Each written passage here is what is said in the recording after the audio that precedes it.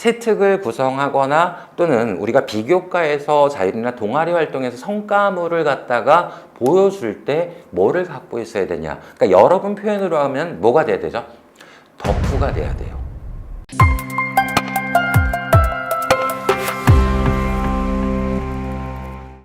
여러분 안녕하세요. 입시를 유도하는 대체학플론의 조범희 소장입니다. 제가 오늘 여러분들하고 얘기할 대학교는 어디냐? 숭실대학교를 한번 볼 거예요. 근데 이 학교를 지원을 하는데 이 학교의 특성을 잘못 알고 지원한 학생들이 너무 많아요. 그래서 이 학교를 우리가 어떻게 하면 가장 효과적으로 노려볼 수 있을까?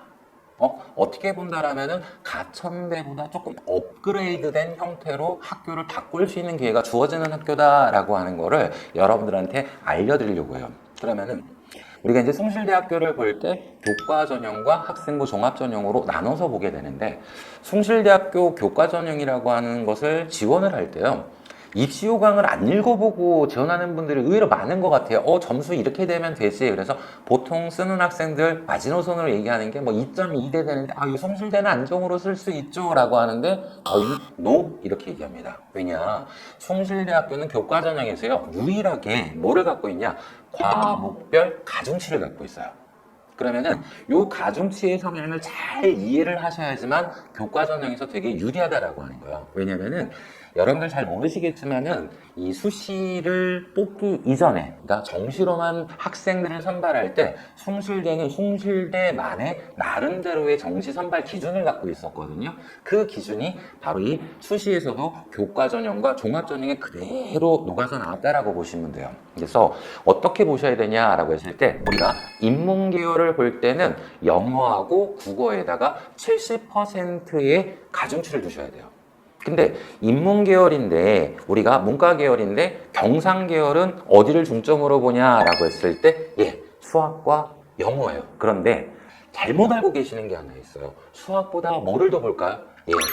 영어를 더 높게 봅니다. 그래서 숭실대에서 우리가 인문 계열 학생들이 교과 지원을 할 때 저희들이 항상 먼저 보는 게 뭐냐라고 했을 때, 영어 교과가 최소 등급이 2등급 이내에 있냐, 이걸 먼저 봐요.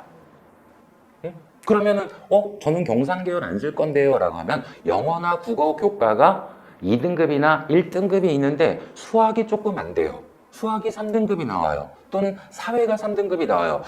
그러면은 우리가 요거는 교과 점수를 환산해서 도전해보자, 이렇게 들어가는 거예요. 그러면은 우리가 자연계열은 어떻게 봅니까? 라고 하는데요, 자연계열의 1순위는요, 여러분들 생각을 할 때 과학일까? 아닙니다. 수학이에요. 수학에다가 절대적인 가중치를 둬요. 그러면은 수학에다가 얼마를 주냐? 35%를 반영을 해주고요. 그 다음에 과학 교과에다가 25%의 가중치를 줍니다. 근데 이제 여기서 우리가 놓치는 게 하나 있어요. 뭐냐? 진로와 또 일반 공통 영역을 나눠서 보셔야 돼요. 그러면은 진로 영역에 이 반영하는 교과 퍼센테이지가 20%가 되기 때문에 진로 영역만큼에서는 마이너스가 없어야 된다. 그래서 공통하고 일반으로 봤을 때는 충분히 될 것도 같다라고 했는데, 갑자기 진로에서 경상계열에서 아시죠? 성취도 뭐가 나오는 거예요? 수학과학에서 B가 나오는 거예요. 그럴 때는 저희들 이거는 안 돼 라고 이렇게 판단해 주거든요. 그러면은 숭실대를 갖다가 교과 전형으로 우리가 생각을 할 때 생각 잘 하시면서 써야 돼요. 얘가 이공계열인데 수학만큼은 1, 2등급 이내에 있어. 그리고 과학도 2등급 이내에서 왔다 갔다 해. 그런데 국어를 좀 못해. 국어가 3, 4등급이 나와. 그러면 교과 전형으로서 우리가 충분히 합격의 기쁨을 누릴 수 있는 학교다라고 하는 점을 알고 계셔야 돼요. 그래서 개중에서 숭실대학교를 지원하실 때 그냥 전학년 학점을 갖고 와서, 내신 점수를 갖고 와서 제가 2.2인데 왜 안 돼요? 라고 물어봐요. 그럼 왜 때문에 그러죠? 과목별 가중치를 보지 않았기 때문에 그렇습니다. 그러면 내가 수학이 3등급, 4등급이 있어도 생각해 볼 수 있는 교과 전형으로 노려볼 수 있는 학교가 어디다? 숭실대가 된다라고 하는 거예요. 단 조건이 있죠. 인문계열이라면 뭐가 좋아야 돼요? 국어와 영어. 경상계열이라고 하면은 수학을 못한다라면 조금 내려놓으셔야 됩니다. 요거를 잘 알고 계셔야 돼요.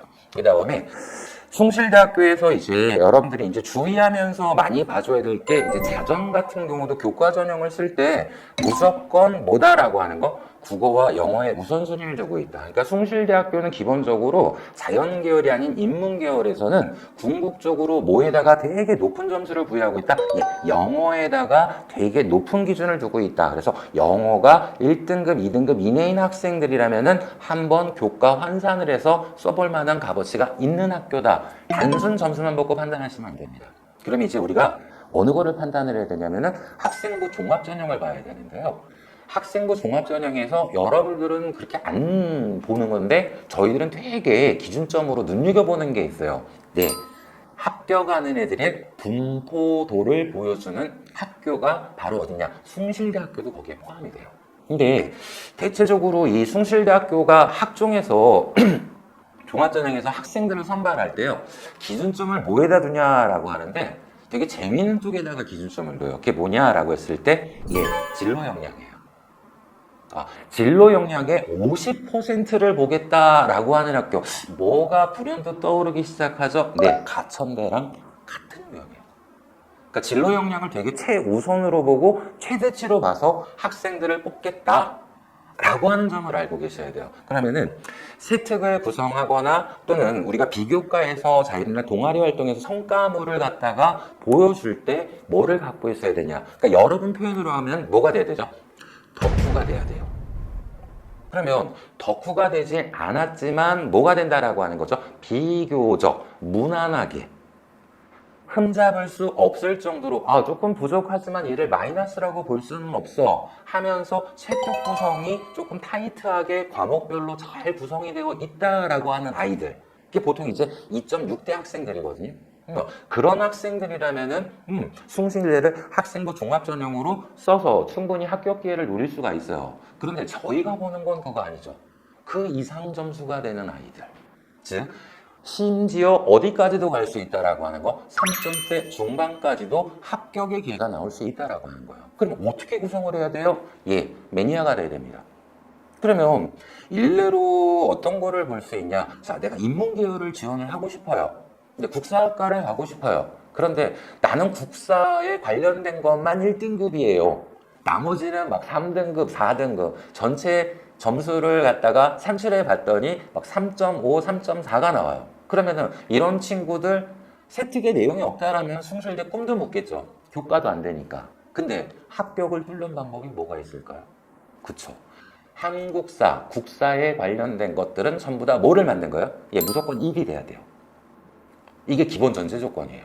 그런데 대신 세특을 구성하는 내용이 진짜 이 친구가 역사라고 하는 과목에 진짜 미쳐있고 이걸 전공으로 앞으로 살아가겠구나 라고 하는 거를 보여줘야 된다라고 하는 거예요. 그러면은 한국사 시간에 배웠던 역사적인 사건들을 어떻게 하는 거죠? 나열을 해서 비교 분석을 하면 그것 가지고 이제 어디로 가는 거죠? 예, 자율이나 동아리 활동에서 그걸 빵 터트리는 뭐를 만들어내는 거예요? 예, 주제를 잡아서 쓰는 거예요. 그러면은 한국의 전쟁을 통해서 갈등 관계에서 국가의 대립과 또는 흡수 이런 과정을 봤다라면 현대사에 있어서의 국가 간의 대립 관계는 과연 국가를 먹으려고 하는 거냐, 정치 체제가 아닌 경제 체제를 흡수하고자 하는 거냐, 이런 식으로 주제를 잡았어요. 그러면 이제 세계사나 동아시아사 봤을 때는 어떻게 되는 거죠? 그렇죠. 국가별의 갈등적 상황을 정치적 갈등, 경제적 갈등 또는 문화적 갈등 면으로 나눠서 비교 분석하면서 봤던 내용들을 세계사적인 것 또는 동아시아적인 사건에다가 집어넣어서 일일이 하나하나씩 비교 검증을 해주는 거예요. 그리고 마지막에 빵 터트리는 게 어디가 있을까요? 3학년 때 그걸 가지고 한국 현대 사회에 있어서의 지역 간의 갈등 구조에다가 이걸 집어넣어서 쓴다라면 어느 국사학과 선생님이 이 학생을 안 뽑을까요? 너무 보고 싶지 않을까요?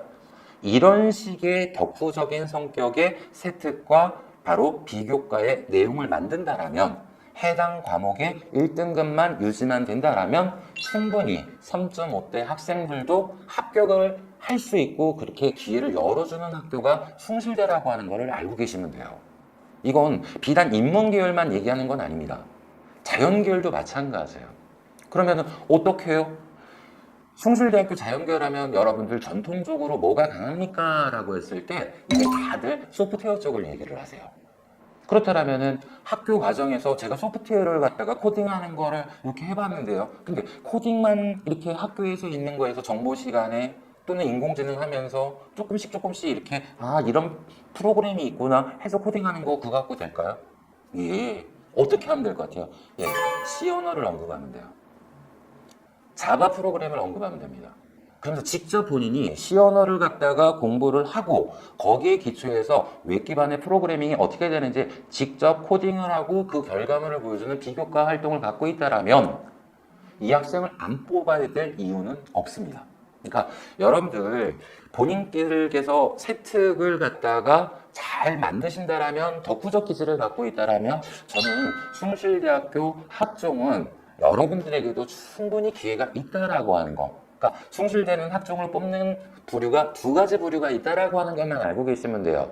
이공계에서 맞는 것들을 골고루 잘 갖추고 있는 학생도 있지만 한쪽에 미쳐있는 학생들도 뽑아준다라고 하는 거 그 점 알고 계신다라면 아마 숭실대에 합격하는 기쁨이 여러분에게 있지 않을까 이렇게 생각합니다. 자, 오늘은 여기까지 하겠습니다.